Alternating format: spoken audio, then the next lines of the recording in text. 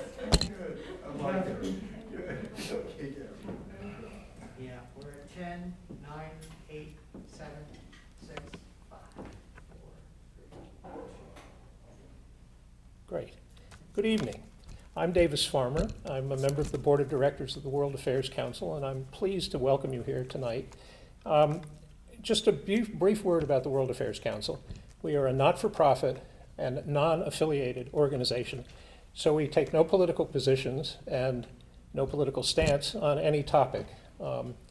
We are, as I said, a membership-driven organization. We are delighted to have several members here tonight and hope that some of you at home are members as well. But if anyone is listening to this presentation who is not yet a member, we would encourage you to join. The World Affairs Council is very active. Our programming, in my opinion, is terrific. I'm the chairman of the programming committee.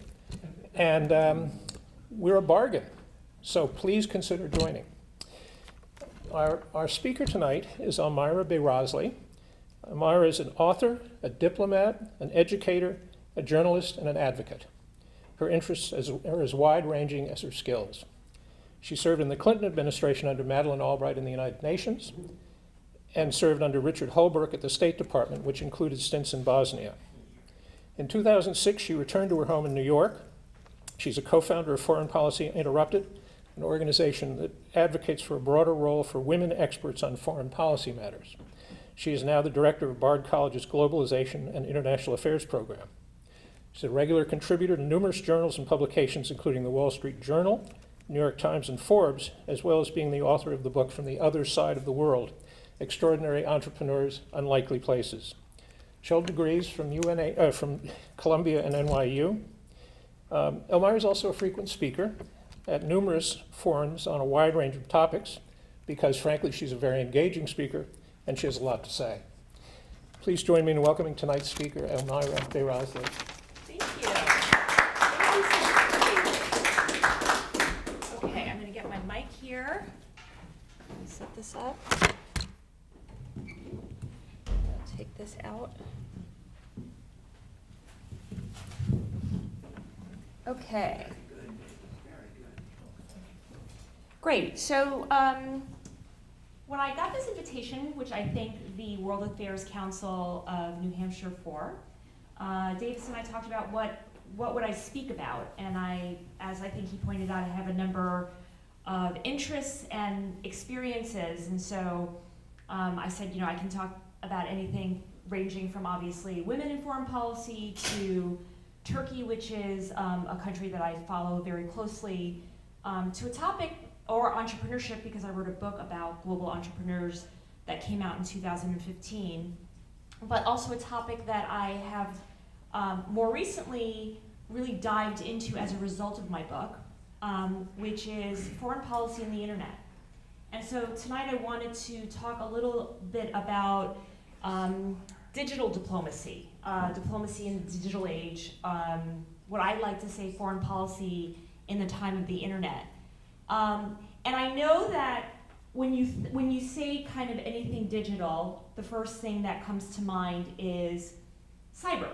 It comes cyber hacking. And so we've heard a lot about cyber hacking, the SolarWinds hacking. We've heard about hacking that's happened on Wall Street. Obviously, incidents with China and Russia. I think everyone here is familiar with. You've heard about hacking of the 2016 presidential elections. We also think about Facebook and Google. And all of those elements are very much part of this new age in foreign policy. But the story really starts with power. And it's very much rooted in power. And when I say power, it's not just having the authority to do something. What I'm really going back to is back to the 20th century and really back to kind of the post-World War II, 1945, and the way that the world was framed in this realm of the nation state. So I'm going to go back and do just a little bit of history to say kind of where we were and where we are today. So once upon a time, the nation state was the all-powerful being. It had a monopoly on information, it had a monopoly on governance, it had a monopoly on economics, and it had a monopoly on security and violence. Really, the nation state was kind of the only person that could declare war, again, once upon a time. And when you're talking about post-World War II, the most powerful nation state in that era was the United States. Yes, we can argue that the Soviet Union was also kind of the rival power, but as we saw after the Soviet Union collapsed in 1991, it was the United States. And so you have this all-powerful country that had a powerful military, it was a nuclear power, it was economically powerful. And it also was very powerful in terms of information. And now we fast forward to 1991, or we can go back with the end of 1980s, beginning of the early 1990s. The world changed because the Berlin Wall came down, which is something that I mean, certainly when I was witnessing it, was something that we never thought would happen. And then the Soviet Union collapsed, and here was the end of the bipolar world. It was also a time, it coincided with the rise of digital technology. So you have the collapse of the Soviet Union, the United States comes out on top, and you have, I think does everybody remember AOL and Netscape? And we used to dial up, stick our, these cords into the landline and have the dial up. I talk to my students about that now and they kind of look at me like I'm very strange. But I remember the AOL and the Netscape days, and that really took us into this new digital age. So what changed in this digital age? Obviously now we had access to computers and technology, but the thing that really transformed was how we interacted with one another. So technology, information or communication technology wasn't something that was new. Obviously when the telephone was invented, that changed a lot of things, because then we could call, I could call Davis, who is in New Hampshire, from Brooklyn, New York. We could communicate across long distances. The radio, obviously, that was also an informational communication technology that transformed everyone's life, where we could get news broadcasts, we could tune in to hear the weather, and get entertained. And then obviously that went up one level when we had the television. And we would sit, I think it was at 7 o'clock at night, where all the nightly newscasts, so we could watch Walter Cronkite, and then in my era, Dan Rather and Tom Brokaw and Peter Jennings. And when I take a look at this new age of diplomacy and foreign policy in the time of the internet, I really kind of zoom into this point of information and communication, and how we as individuals are interacting with this.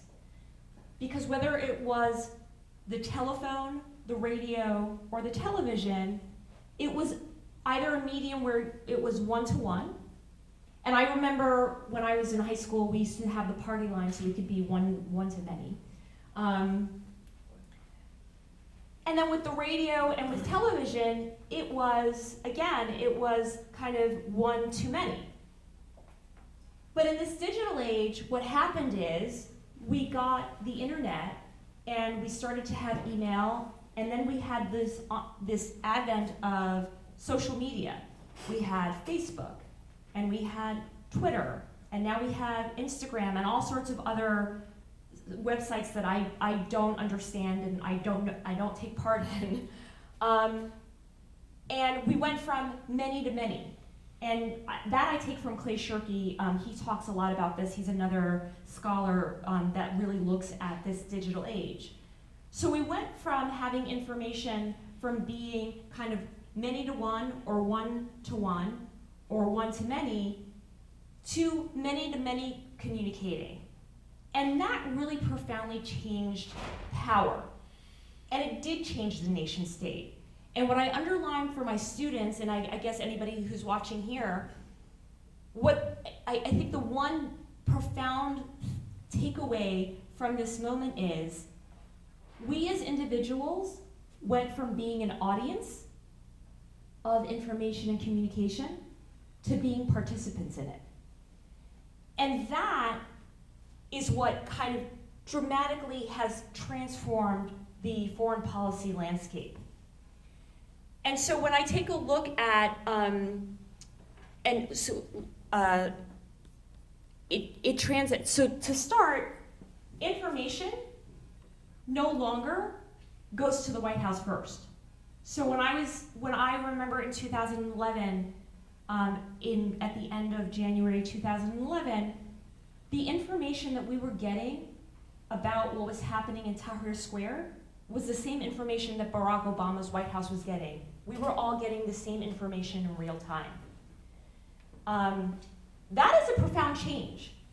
When you're talking about diplomacy, the strength of diplomacy was the diplomats and the people at the foreign ministries would be getting these communications from their embassies, embassy to embassy, and discussions about what would happen would take place in these oak-paneled rooms, where then decisions would then get conveyed back to these embassies and policies would actually get implemented.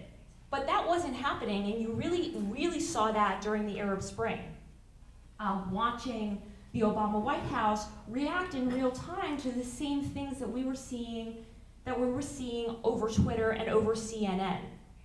And that was definitely a profound change.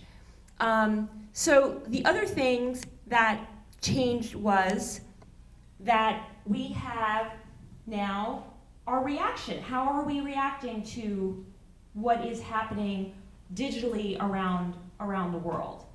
And again, as I pointed out, diplomats had the advantage of sitting and having the time to actually kind of sit and negotiate and to talk to world capitals and world leaders. But now what you're having is, when everything is being played out on social media, whether it is on Facebook or whether it's on Twitter, you have the rise of the influencers. And we were just talking about climate change and the most recent climate change, the UN Climate Change Conference, COP26, that I believe is concluding in Glasgow tomorrow. I think about Greta Thunberg, who became a social media sensation, and she is a huge influencer. And there are others like her who are not diplomats, but who are having a profound impact on foreign policy in a way that was just going to be impossible in an era where information and communication was not many to many. Greta Thunberg has millions of followers on Instagram, on Twitter, and people follow her and people listen to her. And when you turn on PBS NewsHour, she is headline on PBS NewsHour, and our diplomats are actually forced to listen to someone who I think is just slightly over 17 years old now, I think. And she's not the only one. I think that, when we saw it in the Arab Spring, there were a number of influencers there. Wael Ghonim, who was working for Google at the time, he was somebody that, that had a profound impact and a public voice that people were turning to and people were listening to. And this is what is happening with diplomacy in this age of the internet. It is moving away from having people at the top with all of this information, making decisions, negotiating, talking to their counterparts, and so it going from kind of this top level to the top level. So now what's happened is the bottom has fallen out, and people at the State Department are listening to people who are on the ground, on the front lines, and so decisions are reactions are no longer being made in these oak-paneled rooms. They're actually being made on the front lines of wherever the incident is happening. And in the 21st century, as we have seen over the past 2 years, our global challenges have changed. We're slowly coming out of a global pandemic that touched everyone in the globe. Transnational issues are more prominent in the 21st century with global health issues. I mentioned COP26. Climate change is obviously a transnational issue that touches everyone. And it's no longer a bilateral issue that is only going to deal with the United States or Russia or the United States and China. It is impacting everyone. And so with the advent of these new global challenges, you also have this new framework, where this new landscape where people now can have power through information sources and communication sources. And it's not just the people like Greta Thunberg. When you take a look at what happened in Afghanistan this past summer, the Taliban has an extremely savvy internet and social media presence. When you take a look at Syria, one of the recruiting tools that ISIS managed to have was appealing to young men and women who felt disaffected in whatever homes they were, and appealing to them to come to Syria and fight on behalf of their cause.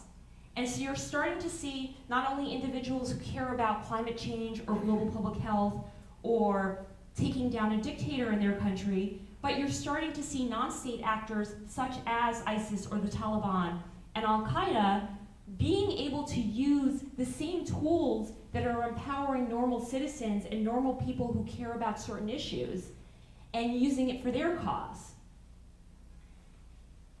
And by the way, the other people, the third bucket that I wanted to touch on, the people that are really managing to use social media and the internet to their advantage, autocrats and strongmen. I think when you saw the advent of the internet, I know Bill Clinton has a famous quote that says, trying to control the internet is like trying to nail Jell-O to a wall. And I think that particularly the White House and people in Washington, D.C., that were eager to see a change in China or to see democracy really take hold in a lot of parts of the world where we are seeing a lot of challenges. They thought, here is a tool that's going to provide more communication, it's going to provide more information to people, and this is going to bring about more democracy. And I think a lot of autocrats in the beginning definitely were threatened by the internet. And that was certainly true when you saw the way that China reacted to the internet.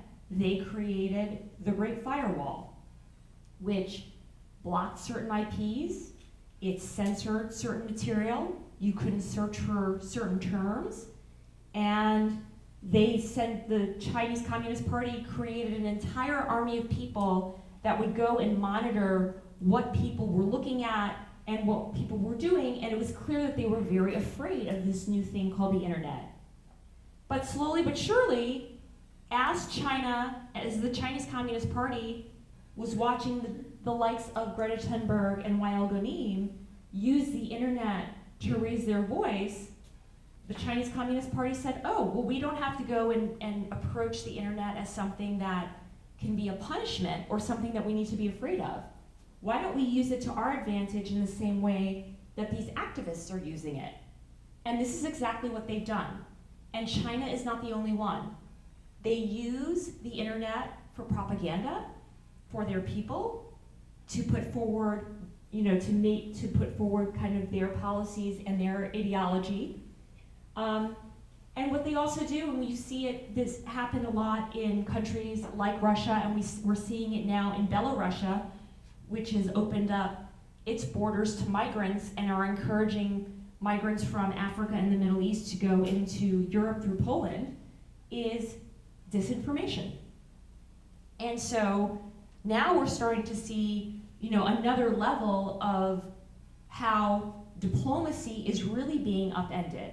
And again, going from working at a very top level where leaders and ambassadors and diplomats are connecting with one another, now we're actually seeing countries saying, we can go in there and we can just create enormous chaos. And this is actually another element that has complicated diplomacy, where it has, when I take a look at it, it really has advantaged strongmen and autocrats. Because as we're starting to see more global challenges, and we're starting to see the nation state really lose its authority on information and all of those other things that I mentioned early in the talk, and we're starting to see the rise of non-state actors. The United States, while it is still the superpower and still the strongest military power, still the strongest economy, still the largest economy, relatively speaking, other countries have caught up. So when you take economically looking at China, China is the second largest economy in the world.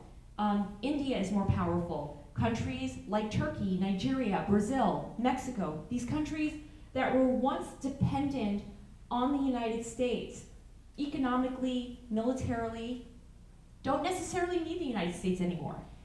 And this has profoundly changed as well. So, when you're talking about foreign policy in the internet age, another phenomenon that has happened is the United States has always made it a point to develop underdeveloped countries and really focus in on economic progress. Well, they've succeeded. They have succeeded, but the internet has also helped them along.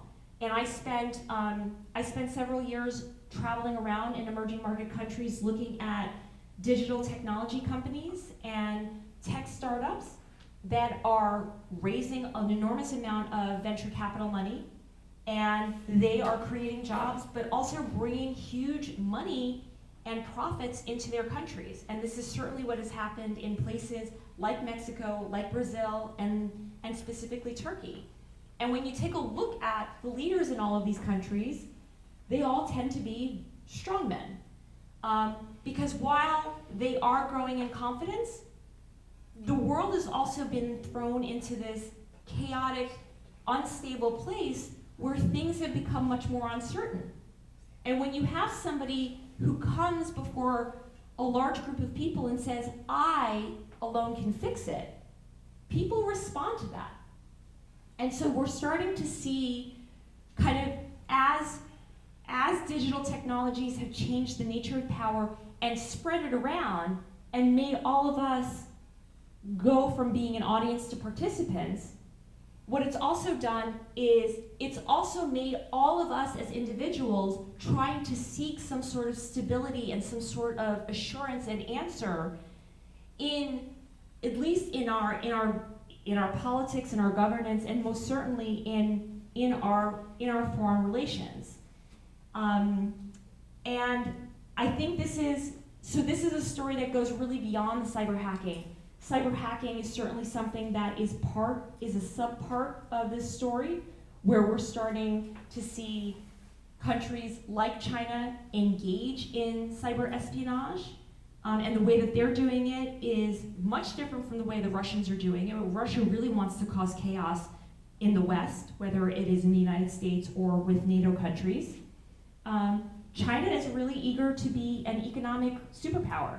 And so it is going out there and it is, hacking into businesses and really trying to steal intellectual property and doing all of these things. And I have to say, taking a look at our State Department, which I served in, and I think that the men and women who work in the Foreign Service are among the best in the world.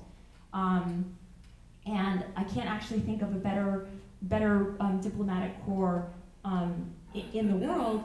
But I also think that one of the things that we're falling behind is when people are talking about diplomacy, they're not thinking about the internet and they're not thinking about digital technologies. The State Department is slowly catching up. They have opened up an office in Silicon Valley. But I think, diplomacy has changed, and I think we have to actually reassess how we're going out there and creating our foreign policies, because it can't be controlled from the center anymore. And with that, I'm gonna actually invite Davis back up here so that we can engage in a Q&A. And I thank you for listening.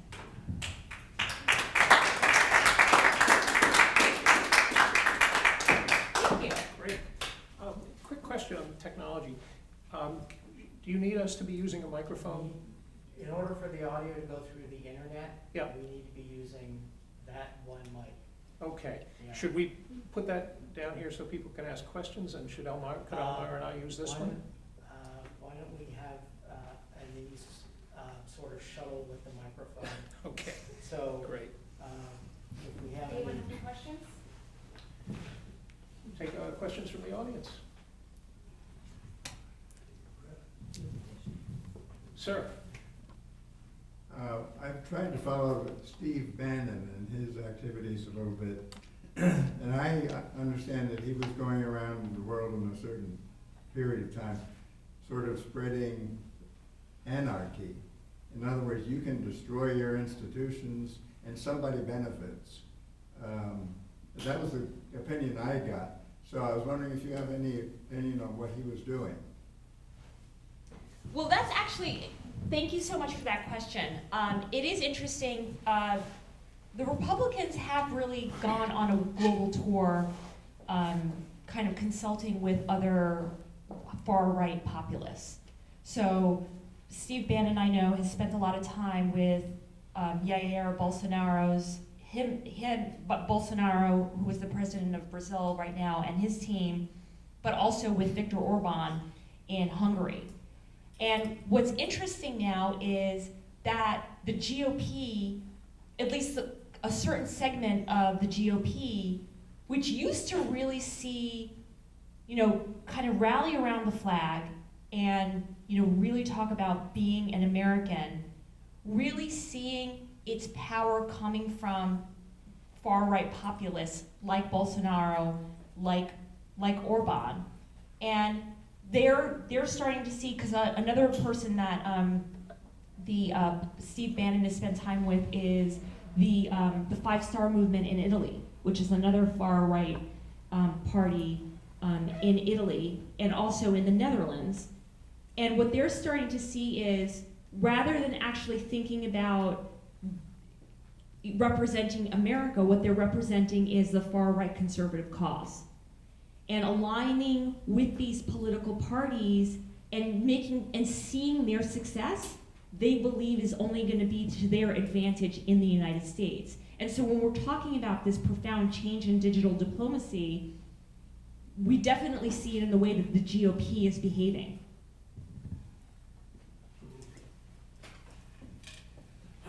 Any other questions? Anyone here, please?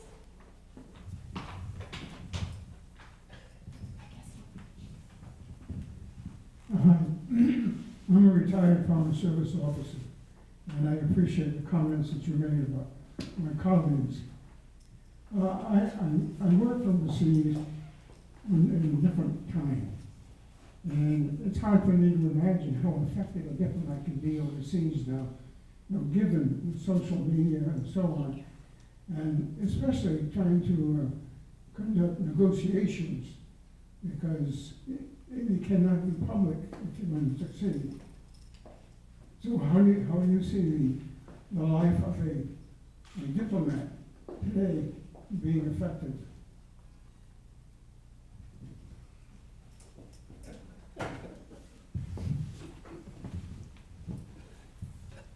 Thank you.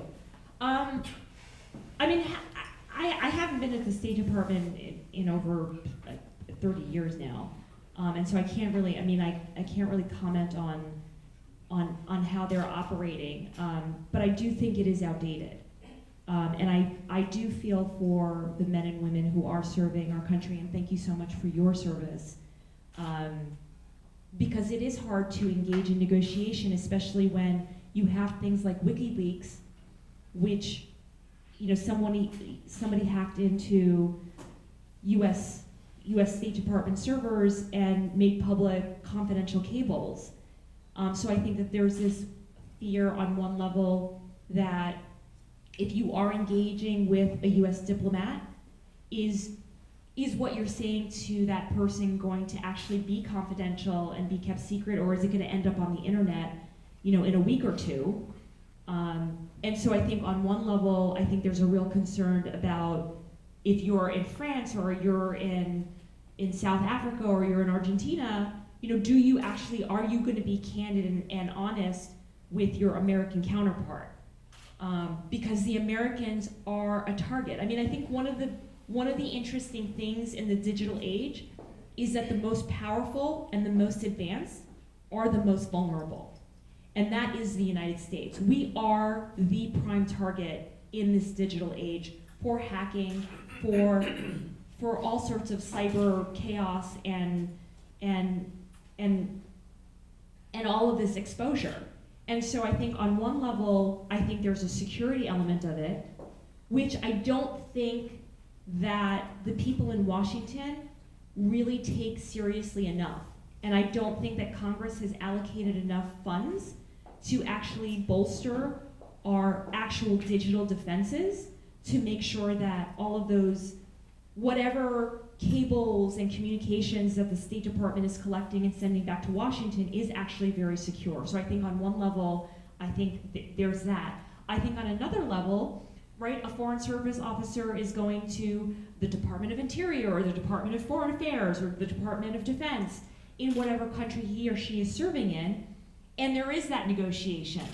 But now, because you have so many different actors, they're also put in this position of, not only do I have to deal with my counterpart in the Ministry of Foreign Affairs, I have to go and also deal with the social media influencer, and I have to go and talk to the activists, and I have to engage with them, because it's, again, not just going from making a decision to making an implementation. It's about gaining people's buy-in.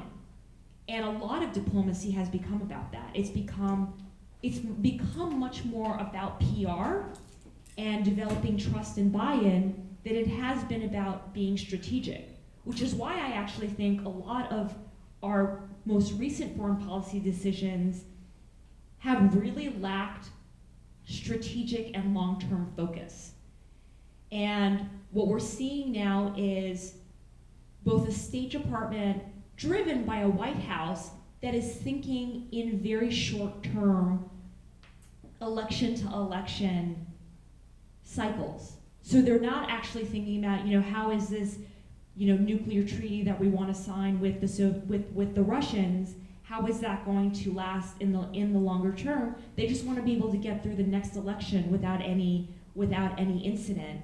And I think it's a bad way of creating foreign policy. I think this is where, again, people flock to the strongmen. And to the likes, where Xi Jinping has the advantage of not worrying about an election and creating a long-term strategy. Or Putin, who rigs elections and pretends that Russia is a democracy, and he has no intention of stepping down, which is the same thing is true in Turkey with Erdogan, and they're able to think in a much longer term and create that chaos, because we in the United States still very much believe in democracy, and yet we're grappling with this new actor that we don't really understand, and we don't really know how to tame it.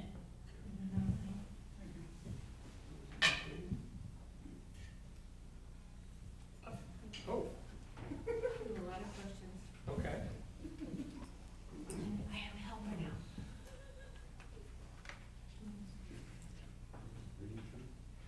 Go ahead, Kathy, I'm sorry.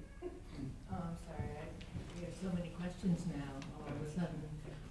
So, I'm wondering if you talked about the decline, or the integrity of the nation state getting weaker because of these forces. So, kind of a two-part question. One is the democratic nation state that is primarily being challenged, or the nation state itself, regardless of whether it's a democratic nation state or not? That's the first part of that question. The second part is, if it is the integrity of the nation state, generally speaking, what institutions do you see as rising to take the place of what was once the nation state?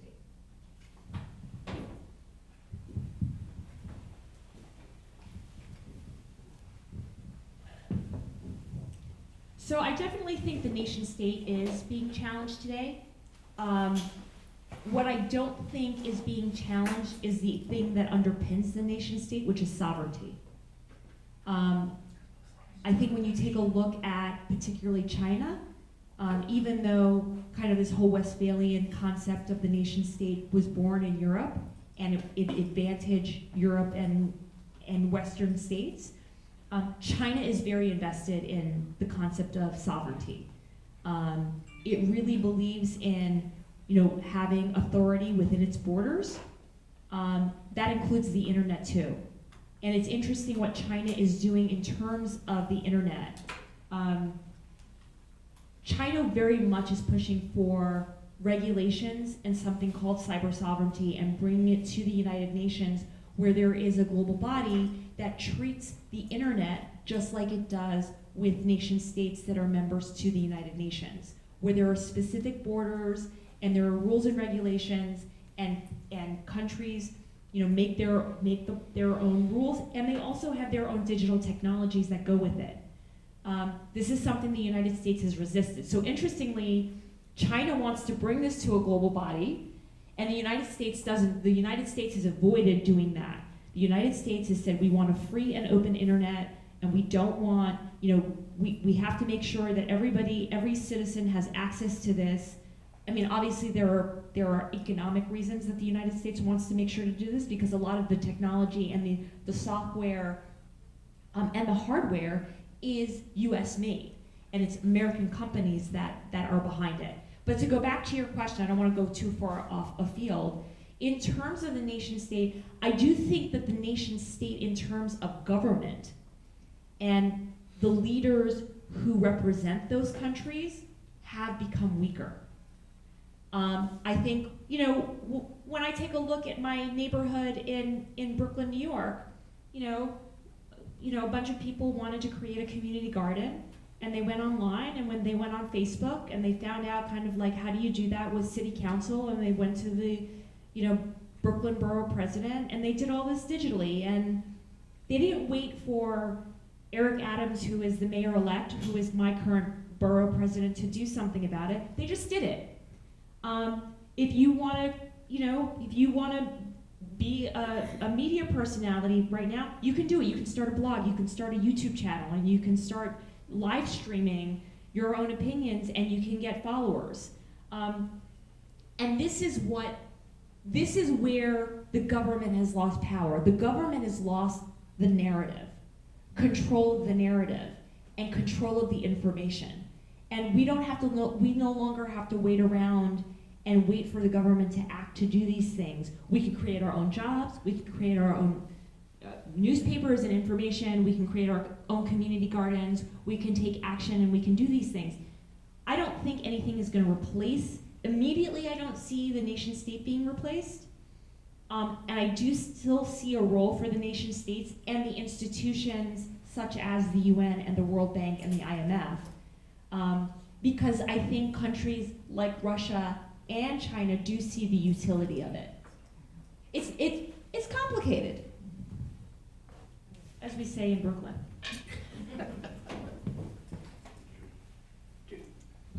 Peter? Jim had a question. Oh, sure. Well, they all three raised their hands at the same time.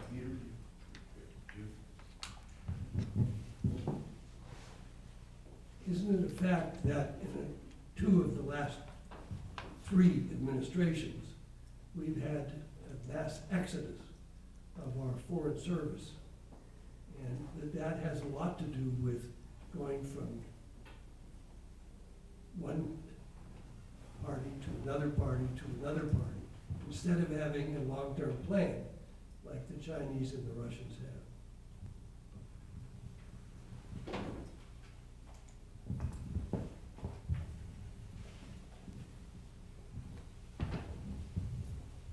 I think that the mass exodus, I mean, I definitely think it does have something to do with how political we make our State Department in the United States, and that has to do with the amount of money that goes into our elections. And so, you know, when I take a look at other countries, whether it's the United Kingdom, France, or China, you know, they don't have things called political appointments. They have a diplomatic corps that, you know, gets trained, and they go through, and their ambassadors are lifelong diplomats. And I think a very unfortunate result of the way that our political system is structured and the gross amounts of money that go into it is that if you are elected president, you inevitably have to reward the big money people that have contributed to your campaign, which is why, you know, when you take a look at who gets to be the ambassador to France or to the ambassador to the United Kingdom, they are usually big money donors. So I think that preceded the internet age. I think that would have been a problem regardless, and it does de-incentivize, you know, a hardworking diplomat, a young man or woman that's gone through A100 and is, you know, served in consular affairs and then gone and done, you know, several diplomatic missions and then served at the State Department is never going to get to be an ambassador or an assistant secretary or an undersecretary. I think it's demotivating. I think that's one element of it. I think another element of it is how they, particularly under this Trump administration, the budgets were slashed for the State Department. So much money goes into the Department of Defense and our military. And whether it's deserved or not, that is not to debate. I think that the men and women who protect our country and served in our armed forces are honorable, and we should applaud them, and they should get every resource that there is that is available, both while they're serving and most especially after they have stopped serving, because they have suffered, you know, trauma and damage and physical ailments, and we should actually stand up and make sure that they get the services that they need. But so do the men and women that work at the State Department. And Congress has cut allocated funds to the State Department year after year, and this profoundly hurts the men and women that are serving at the State Department, and I think a lot of them just get frustrated and they leave. And so it really comes down to, you know, Congress, get your act together and stop treating the State Department like it's an appendage and that they're doing a favor for you, because they are the first line of defense, not the Department of Defense and not the U.S. military.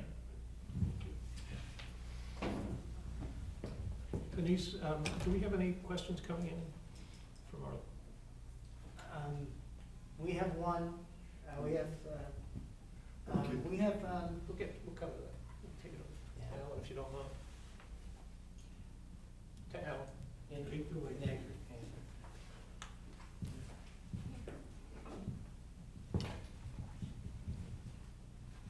Could you say a little bit more about the role of big tech as perhaps a challenge to the nation state?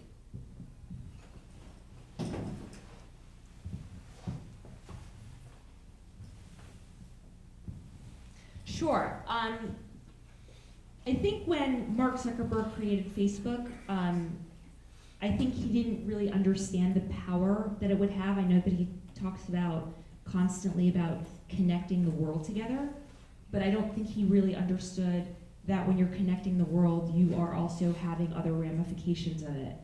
And what we've seen in places like Myanmar, where you've had, the Rohingya Muslims being persecuted because of disinformation, and a lot of accusations that they're going to do this to the majority population. Same thing in Sri Lanka, in India. I mean, we can point to any country where there is the spread of disinformation, mainly through Facebook. Facebook is a company that wants to make profits, and its investors are happy with the growth of Facebook. It wants more users, it wants more advertising dollars, but it is also a company that is dealing in information. So when I talked about the many to many, Facebook is precisely the platform in which that is happening. And I think it's only been recently that Mark Zuckerberg and the people, the leadership at Facebook, have come to realize what their platform is actually doing. Facebook has more if Facebook was a country, it would be the largest country in the world. And it has more users. It has more users than there are, obviously, Americans within the United States. And so one can argue that, is Facebook even an American company if the majority of its users come from outside of Facebook? Facebook has a foreign policy. Facebook provides internet in more than 100 countries. And so when you log on, whether you are in Colombia or whether you are in Sri Lanka, people think Facebook is the internet because Facebook has something called Free Basics, where they work with local telecom companies and digital providers. And Facebook says, if you partner with us, we will pay you, and people can log on and get free internet. And people in emerging countries, emerging market countries, or lower income countries, they flock to this. A lot of countries in Africa, Kenya, Nigeria, Facebook is the internet. And what Facebook doesn't actually realize is that when it's engaging in this, it is conducting foreign policy because governments approve it. So when you take a look at Kenya, the Kenyan government, the people that are controlling the Kenyan government say, Facebook, you're welcome to come into our country, you're welcome to work with our telecom companies, but you can't actually advertise this political opponent I have or this particular group. This is happening in Israel.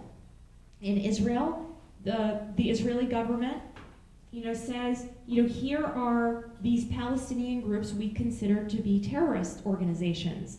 Well, are they? They're not considered terrorist organizations according to the State Department. Does Facebook have the foreign policy knowledge and know-how to actually understand what is and what isn't a terrorist organization? My answer is no, they don't. They don't have the know-how because they don't have the qualified individuals employed at Facebook that understand that. And so what they do is, Israel says take it down, and they take it down. The same thing happens in India.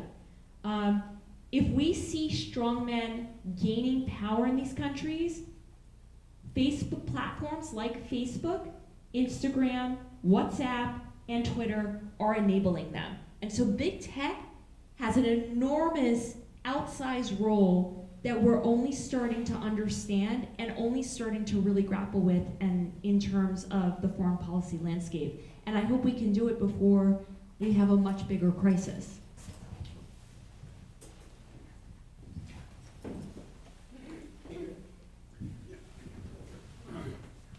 This is much nicer than my I class. think Elmira, I think you may have answered my question just in the last couple of seconds, but my question was, and is, it seems to me as a non-professional observer that advances in technology have helped enable populist autocrats such as Putin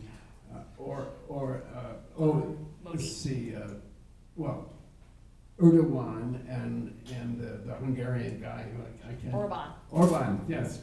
It would seem that the advances in technology have helped enable these people to obtain the power that they have.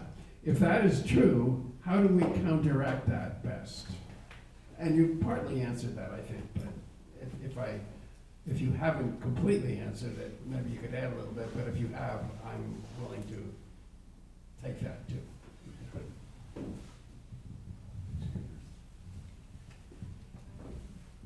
Well, I mean, Facebook, social media's empowered Donald Trump.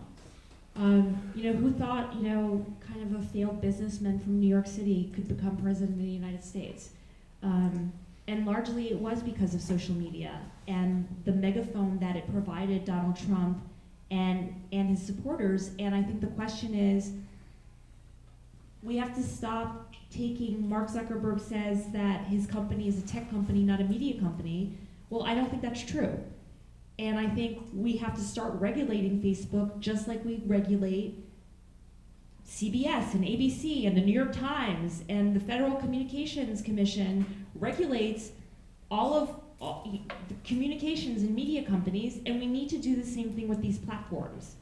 And there needs to be certain rules, and we can't just allow Facebook to decide who's a terrorist and who's the good guy and who's the bad guy, because Facebook is not qualified to do that. Facebook does not have the know-how to do that.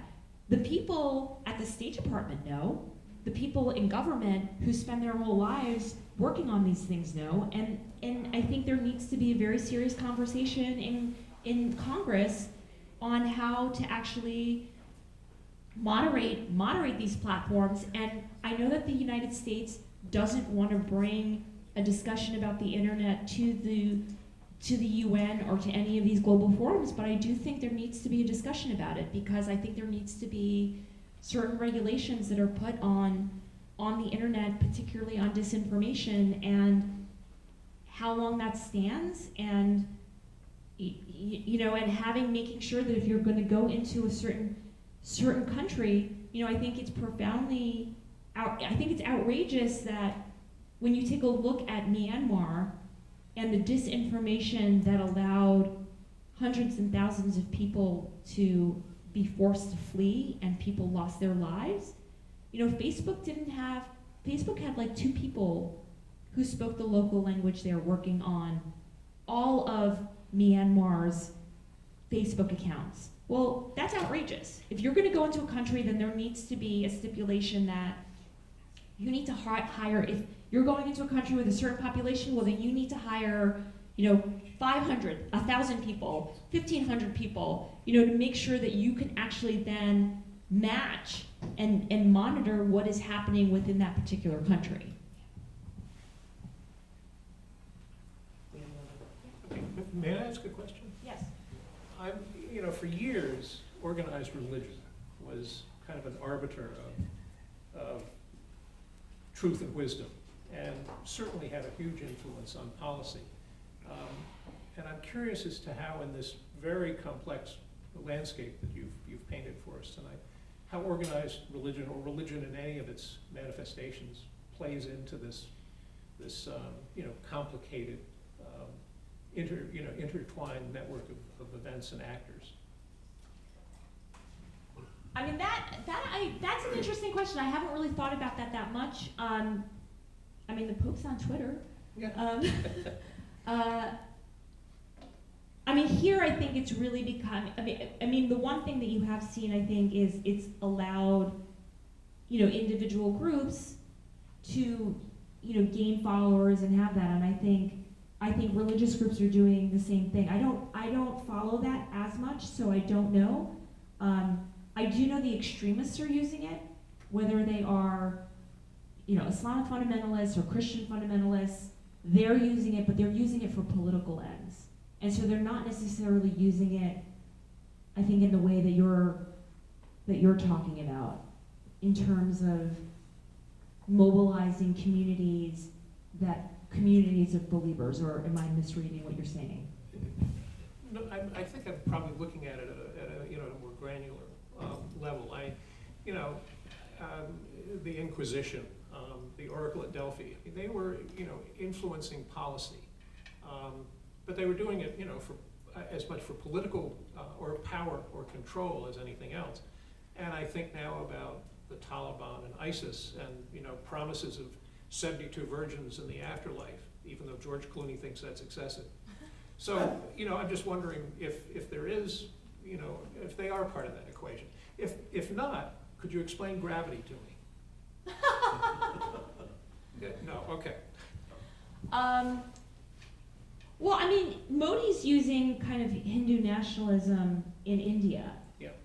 you know, as his vehicle, and we certainly see in this country, in the United States, the evangelicals really kind of driving home Christianity and, you know, this turn to faith within this country, and social media is helping them get that message out.